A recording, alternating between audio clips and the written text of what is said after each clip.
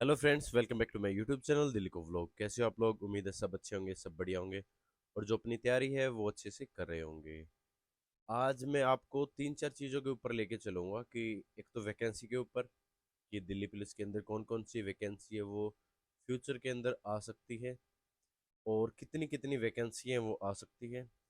और उसके अलावा जो एसएससी एमटीएस के और एमटीएस हवलदार के वैकेंसी निकली हुई है उनके ऊपर बात करूंगा कि आप लोगों को क्या करना चाहिए। तो वीडियो को लास्ट तक जरूर देखना, ठीक है? आपके लिए फायदेमंद रहेगी। तो सबसे पहले मैं बात कर लेता हूँ कि आपका एसएससी एमटीएस और एमटीएस हवलदार के ऊपर आप लोगों को पता होगा कि दोबारा से मैं याद भी दिला देता हूँ कि आज उसकी लास्ट डेट है, फॉर्म फिल करने की लास्ट डेट है। और ये वैसी वैकेंसी होती है जो ज़्यादा ज़्यादा नंबर्स में आती हैं, जैसे एसएससी जीडी की होगी, ठीक है? कोई भी पुलिस की होगी, यूपी पुलिस की जैसे काफ़ी अच्छी क्वांटिटी में आती है, एसएससी एमटीएस की होगी और दिल्ली पुलिस की भी अच्छी खासी आती है या किसी और स्टेट पुलिस की। तो ये कुछ मेजर्स 5 से 10 मान लो वैकेंसीज होती हैं जो अच्छी खासी क्वांटिटी में होती है, जैसे आरपीएफ की होगी, ठीक है? और आपको 2-3 साल में देखने को मिल जाती है। बाकी जो एसएससी एमटीएस की है वो तो हर साल देखने को मिल ही जाती है, ठीक है? तो इसमें ये भी नहीं है कि आपकी सैलरी कम हो या फिर जो प्रोफाइल अच्छी ना हो, ठीक है? क्योंकि अच्छे खासे फॉर्म भरे भी जाते हैं। अब की बार अनुमान है कि 35-36 लाख फॉर्म जरूर अप्लाई होंगे। अभी तक ये अनुमान है कि 30 लाख के आसपास फॉर्म है वो अप्लाई हो चुके थे, ठीक है? पिछले दिन तक। तो एक दो दिन में ये है कि आपके 4-5 लाख अगर मैक्सिमम फॉर्म और अप्लाई होते तो 35-36 लाख इस बार भी फॉर्म है वो अप्लाई होंगे, इसमें कोई शक नहीं है, ठीक है? मेन मुद्दा क्या है कि बच्चों का थोड़ा सा दिमाग ये रहता है कि हमें गवर्नमेंट जॉब चाहिए और गवर्नमेंट जॉब के लिए मेरे को स्पेसिफिकली ये जॉब चाहिए। कि जैसे सबसे ज़्यादा क्रेज आप लोगों को पता है कि दिल्ली पुलिस का है, दिल्ली पुलिस चाहिए, दिल्ली पुलिस चाहिए। उसके अलावा जैसे कोई यूपी का है तो यूपी पुलिस भी चल जाती है उनके लिए, ठीक है? और रेलवे आरपीएफ के हैं जो निकले हुए तो उसमें थोड़ा सा है, ठीक है? बाकी जो आसपास और वैकेंसी है ना, उन पे बच्चा ज़्यादा फोकस नहीं करता क्योंकि वो ये सोचता कि मेरे को ये जॉब तो करनी ही नहीं है। लेकिन मैं आप लोगों को बता दूं कि अगर आप सिर्फ एक जॉब के पीछे पड़ोगे ना, आपको वैसे में क्योंकि आप लोग काफी दिनों से मेरे साथ जुड़े हो तो इसलिए मैं थोड़ी सी सच्चाई बता देता हूँ, ठीक है? बहुत सारे यूट्यूबर्स हैं जो ये कहेंगे अगले महीने दिल्ली पुलिस की आ जाएगी, सितंबर में आ जाएगी, अक्टूबर में आ जाएगी। अभी तो कोई ऑफिशियल है नहीं भाई, ठीक है? या किसी मंत्री ने या किसी ने साइन कर रखे हो, वो मेरे को दिखा दो कि हाँ आपकी जो वैकेंसी है वो अभी आ रही है, ठीक है? और जब तक ऑफिशियल नहीं आता तब तक हम कुछ कह भी नहीं सकते, ठीक है ना? अनुमान हो सकता है कि आपका दिसंबर जनवरी तक आ जाएगी, उसके अलावा कुछ ऐसा ऑफिशियली जब तक वो साइन नहीं हो जाते तब तक हम कुछ भी नहीं कह सकते। सिंपली बात ये है। तो आप लोगों को मैं ये समझाना चाहता हूँ, अगर आप सिर्फ एक वैकेंसी के पीछे भागोगे कि मेरे को सिर्फ वही वैकेंसी चाहिए, क्योंकि अगर यूआर कैटेगरी की बात करूं तो 18 से 25 की एज होती है और आपको आइडिया भी नहीं होगा कब आपकी एज है वो निकल जाएगी। अगर आप 25 साल क्रॉस कर जाओगे तो पीछे मुड़ के देखोगे कि आपने बहुत सारी वैकेंसी जो उसके साथ पैरेलल चल रही थी, ठीक है, उनको आप लोगों ने छोड़ दिया, उनके फॉर्म तक अप्लाई नहीं किया आपने, ठीक है? तो ऐसा मत करो क्योंकि गवर्नमेंट जॉब होती है, कोई भी आपकी जॉब हो, ठीक है? और उसमें सैलरी भी अच्छी खासी हो जाती है, 35,000 प्लस मिल ही जाते हैं, 30,000 प्लस तो सभी की है ही है। अगर मैं इसकी भी बात करूँ तो 32-33 हज़ार तो नॉर्मली आपको ज्वाइन करते ही मिल जाएंगे, ठीक है? अगर मैं एसएससी एमटीएस की बात करूँ तो 32-33 हज़ार रुपये आसानी से मिल जाएंगे। दूसरी बात, गवर्नमेंट जॉब के लिए कौन ट्राई करता है? मिडिल क्लास जो बंदा है वही तो तैयारी करता है, ठीक है? जिसका इतना ज़्यादा पीछे बिजनेस नहीं रहा है, मिडिल क्लास है, वही तो गवर्नमेंट जॉब के पीछे भागते हैं। और मिडिल क्लास पर्सन को कोई भी गवर्नमेंट जॉब मिल जाए, ठीक है, वो उसी को वही जॉब पकड़ लेनी चाहिए। मेरा मानना तो ये है, कोई भी जॉब हो, ठीक है, क्योंकि अगर एक के पीछे भागोगे वो नहीं मिल पाई, ठीक है, अपने आप को दोष दोगे, ठीक है, और सारा सारा जो साथ में स्ट्रक्चर है ना, सारा सारा खराब हो जाएगा। कोई मेहनत कर रहा है, मुखर्जी नगर में देख रहे हैं किसी की ये 27 साल हो गई है, 30 साल हो गई है, क्यों हो गई है? क्योंकि जो फॉर्म 18 से 25 तक वाले थे ना, उस टाइम पे उसने वो अप्लाई नहीं किए। वो ये सोचता है मेरे को तो अच्छी जॉब चाहिए, मेरे को तो बड़ी जॉब चाहिए, ये छोटी जॉब में थोड़ी करने आया हूँ यहाँ पे मुखर्जी नगर में। मैं अगर कोचिंग कर रहा हूँ तो मैं छोटी जॉब थोड़ी पकड़ूंगा, उसके दिमाग में ये रहता है। लेकिन जिसको मेहनत करनी है ना, कोई इतना सरकारी जॉब का आपको पता है, कोई इतना बोझ नहीं है काम का कि आप लोगों को दिन रात काम करवाएंगे और सैलरी इतनी देंगे। ठीक है ना, गवर्नमेंट जॉब में तो यार चल जाता है ऐसा ही मामला, आपके पास टाइम भी 100% निकल ही जाएगा। तो मैं ये आपको अलर्ट कर रहा हूँ, जो भी फॉर्म निकलते हैं सभी फॉर्म अप्लाई करो, चाहे वो डीएसएसबी के हो, एमटीएस के हो, हवलदार के हो, किसी भी चीज के आपके फॉर्म निकले हुए हैं, आप लोगों को फॉर्म अप्लाई करना है। ठीक है, दूसरी बात, आज लास्ट डेट है, आप लोग फॉर्म अप्लाई करो। आप लोग सबसे सुनहरा मौका है ये, जो एसएससी एमटीएस के फॉर्म निकले हुए हैं, सबसे बेस्ट मौका है। बेस्ट मौका क्यों है? क्योंकि एक तो एग्जाम डेट है वो पता चल गया है कि नवंबर अक्टूबर नवंबर में इसका एग्जाम होगा। कोई फिजिकल नहीं होना इसमें, सिर्फ टेस्ट होगा।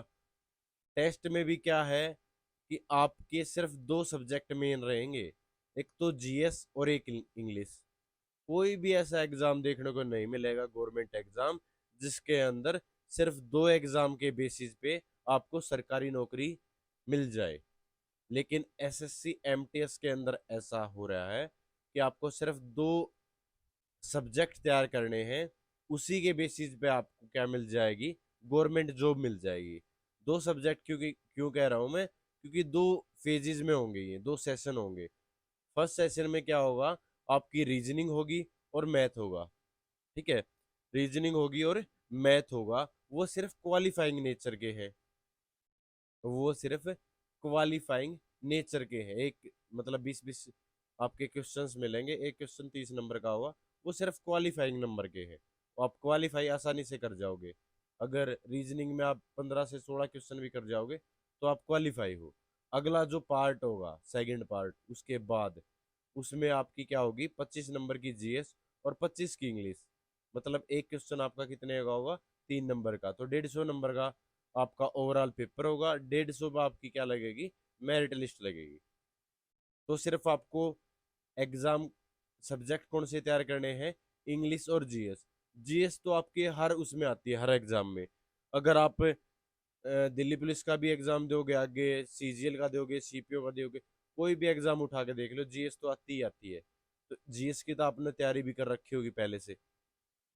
आपको सिर्फ इंग्लिश की तैयारी करनी है, एक सब्जेक्ट ही तो तैयार करना है ना। अगर आप एक सब्जेक्ट भी तैयार नहीं कर सकते, ठीक है, तो क्या फायदा भाई गवर्नमेंट जॉब का? ये बताओ, कौन आपको गवर्नमेंट जॉब दे देगा अगर आपको आपसे एक सब्जेक्ट भी तैयार नहीं हो रहा तो? ठीक है, तो मेरा कहने का मतलब ये है कि सबसे बेस्ट मौका है, सबसे सुनहरा मौका है आप लोगों के पास कि 10वीं बेस एग्जाम है। इसमें 18 से 27 आपकी एज भी हो जाती है।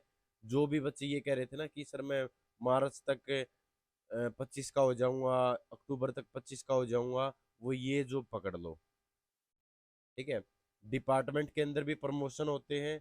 अगर आप एमटीएस रखते हो उसके अंदर भी प्रमोशन होते हो, तो आप हायर पोस्ट पे जा सकते हो, पहली बात। दूसरी बात, आपके पास 100% अपॉर्चुनिटी रहेगी, ठीक है, कि आप लोग तैयारी कर पाओ जॉब प्रोफाइल के साथ साथ।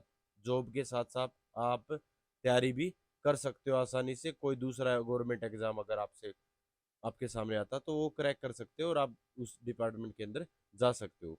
तीसरी बात, आपके पास खुद के पास अर्न करने के लिए पैसा होगा, सैलरी आएगी हर महीने, आपकी डिपेंडेंसी नहीं रहेगी। तो आप जो भी कोर्स परचेज करना चाहोगे पढ़ाई करने के लिए, आप आसानी से वो जो कोर्स है आसानी से परचेज कर पाओगे। अब तो घर वालों की तरफ ये देखना पड़ता है कि मैं ये कोर्स परचेज करूँ या ना करूँ, महंगा है या सस्ता है, या ये बुक लेके आऊँ या नहीं लेके आऊँ। ठीक है ना, तो वो सारी चीजें चलती हैं।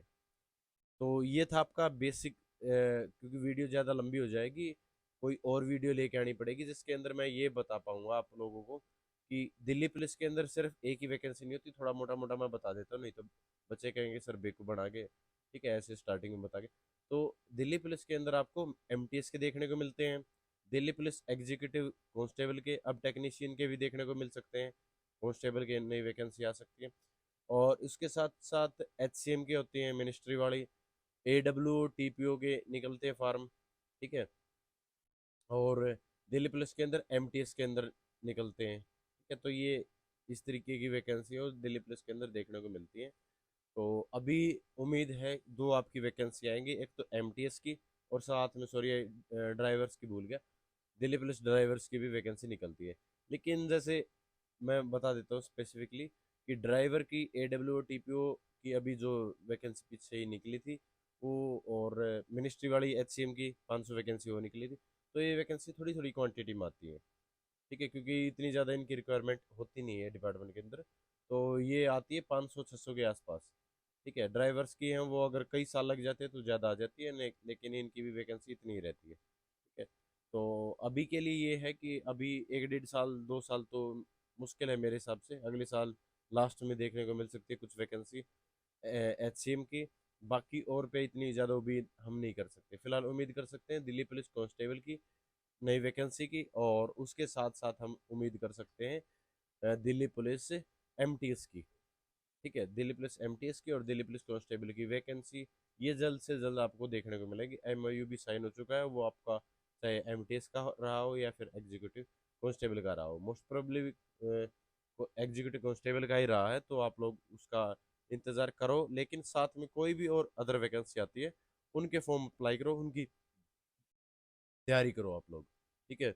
ये जो चीज़ें तो नहीं वेस्ट नहीं जाती, जैसे आप जीएस की तैयारी करोगे, मैथ की करोगे, रीजनिंग की करोगे, ये सब्जेक्ट तो आपके तीन तो बेसिस है ही, ये तो हर एग्जाम में आने वाले हैं, चाहे आपको कोई भी एग्जाम दे लो, बड़े से बड़ा एग्जाम दे लो, ठीक है। तो थोड़ा सा फैमिली को अब सपोर्ट करने की एज आ चुकी है आप लोगों की, 24-25 साल के हो चुके होंगे, ठीक है। तो एक वैकेंसी के ऊपर भरोसा मत रखो कि मेरे को तो वही वैकेंसी चाहिए, उससे आपकी उम्र निकल जाएगी, ये बता रहा हूँ मैं।